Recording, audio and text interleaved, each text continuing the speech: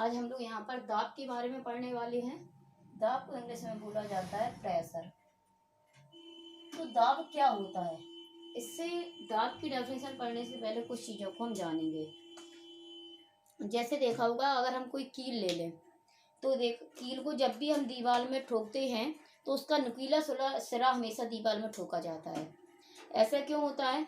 क्योंकि देखा होगा कि जब हम कील के नुकीले सिरे को दीवार में ठोके तो वह जल्दी से दीवार में प्रवेश कर जाती है, दीवार में जल्दी से धंस जाएगी। लेकिन अगर वही हम दीवार में क्या करें, कील के दूसरे सिरे से, मतलब मोटे सिरे को कील में दीवार में ठोकने लगे तो उस पर क्या होगा कि बल ज़्यादा लगाना पड़ेगा दीवार के अंदर प्रवेश कराने के लिए। तो होता क्या है, अब हम यहाँ पे पहले थोड़ा सा हम दाब की डेफिनेशन जानेंगे, फिर उसका हम वो रीजन समझेंगे। दाब क्या होता है? किसी वस्तु की सतह के प्रति एकांक क्षेत्रफल पर लगने वाला बल दाब कहलाता है। तो दाब को इंग्लिश में प्रेशर बोलते हैं, इसलिए दाब को पी से लिखा जाता है। तो दाब को हम पी से लिखेंगे। किसी वस्तु की सतह के एकांक क्षेत्रफल पर लगने वाला बल। तो मान लो वस्तु पर जो बल लग रहा है, सतह पर बल F लग रहा है, एकांक क्षेत्रफल पर लगने वाला बल है। तो एकांक जो चीज होती है उसका हमेशा डिवाइड देना होता है। तो यहाँ पर एकांक क्षेत्रफल है तो क्षेत्रफल का भाग कर देंगे। तो वस्तु के एकांक क्षेत्रफल पर जितना बल लगता है वही बल उसका क्या कहलाता है? दाब कहलाता है। तो दाब को P से लिखते हैं तो फॉर्मूला बनेगा यहाँ पर P बराबर F/A। और मात्रक यदि बनाए तो बल का मात्रक न्यूटन होता है और ए का मात्रक होता है मीटर स्क्वायर क्षेत्रफल का। तो न्यूटन पर मीटर स्क्वायर, या फिर ये जो दाब के बारे में बताया गया था ये पास्कल ने बताया था, इसलिए इसका सीधा मात्रक न्यूटन पर मीटर स्क्वायर इतना होता है, या फिर सीधा पास्कल दिया जाता है तो उसे पास्कल भी लिख सकते हैं। तो यहाँ पर हम देख रहे हैं कि दाब के लिए जो फॉर्मूला निकल के आया है वो P बराबर F/A आया है।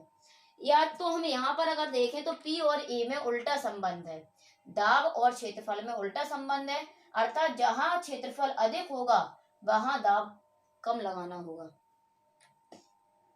यानी जहां क्षेत्रफल कम होगा वहां बल अधिक लगेगा, और जहां क्षेत्रफल क्या होगा अधिक हो जाएगा तो वहां दाब क्या होगा? कम लगेगा, और इससे बल भी क्या हो जाएगा?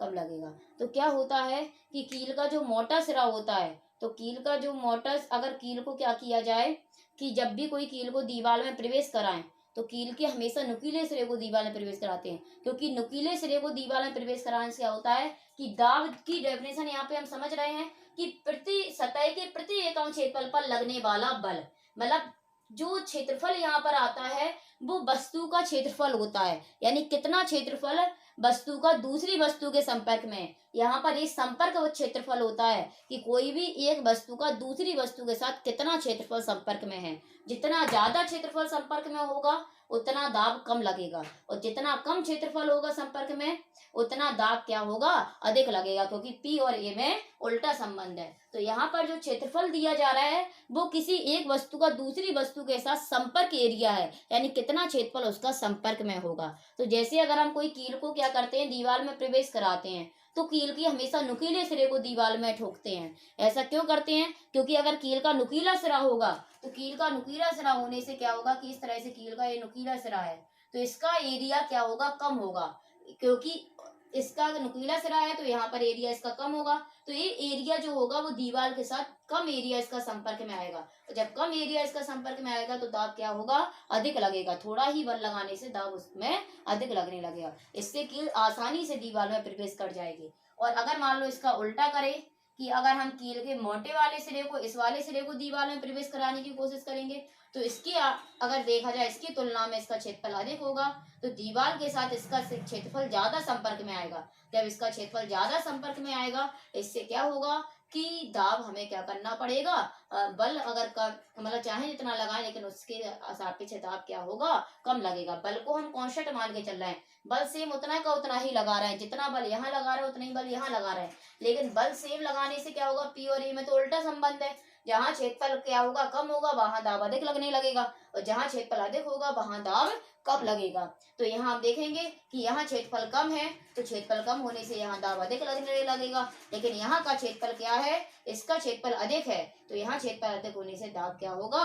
कम लगेगा। पर उतना ही लगाने से, बल का मान चेंज नहीं कर रहे हैं, बल का मान उतना ही रख रहे हैं। तो क्या होता है कि ये जो होता है वो संपर्क सतह का क्षेत्रफल होता है, कितना एरिया क्या है संपर्क में है किसी दूसरी वस्तु के साथ। तो इससे क्या होता है कि इसलिए हमेशा जब भी हम कील को दीवार में ठोकते हैं तो उसके नुकीले सिरे को दीवार में प्रवेश कराते हैं, क्योंकि इसका एरिया कम होने से दाब वहां पर अधिक लगने लगता है और इससे आसानी से कील दीवार में प्रवेश कर जाती है। यही कारण है कि जो काटने वाला जो चाकू होता है या आरी होती है उसकी धार क्या होती है, उसकी हम जिस धार साइड से काटते हैं उसकी धार जो बनाई जाती है, जैसे चाकू है इस तरह का बना दिया जाए, इस तरह का चाकू बना होता है, तो यहाँ का जो ये सरफेस एरिया इस तरह का बनाया जाता है। इस तरह से बनाने से इस एरिया के क्या होंगे, संपर्क में आएंगे नुकीले सिरे, तो नुकीले सिरे संपर्क बनाने से कम एरिया संपर्क में आएगा उस वस्तु को, जिस वस्तु से को काटा जा रहा है, जिससे क्या होगा कि बल कम लगाने से वहां पर दाब क्या होने लगेगा, अधिक लगने लगेगा। अगर हम बिना धार वाले एरिया से काटें तो ये पूरा एरिया संपर्क में आएगा, जब ज्यादा एरिया संपर्क में आएगा तो वहां दाब क्या होगा, कम लगेगा। तो और देखा होगा जैसे बांध वगैरह होते हैं, तो बांध वगैरह जो बनाए जाते हैं तो उसकी दीवार नीचे साइड से ज्यादा मोटी बनाई जाती है और ऊपर साइड की दीवार जो होती है वो इस तरह से पतली कर दी जाती है। तो नीचे साइड की दीवार इसलिए मोटी बनाई जाती है कि नीचे साइड की अगर दीवार मोटी बनाएंगे तो उसका जो एरिया पृथ्वी के साथ जो एरिया है, मतलब जो क्षेत्रफल है, वो ज्यादा संपर्क में आएगा और ज्यादा संपर्क में आने से वहां दबाव कम लगेगा और जब वहां दबाव कम लगेगा तो दीवार के धंसने की संभावना कम रहती है। इसलिए बांध की दीवार को नीचे चौड़ा बनाया जाता है, ऊपर जाते हुए पतला कर दिया जाता है। तो यही कारण है ये, मतलब और भी रीजन होते हैं, मतलब और भी एग्जाम्पल हैं इसके दाब के, तो हम इस तरह से उन्हें समझ सकते हैं। तो दाब की डेफिनेशन होती है प्रति एकांक क्षेत्रफल पर लगने वाला बल, किसी भी वस्तु के सतह के प्रति एकांक क्षेत्रफल पर लगने वाला बल उस वस्तु का दाब कहलाता है। यानी P बराबर F/A।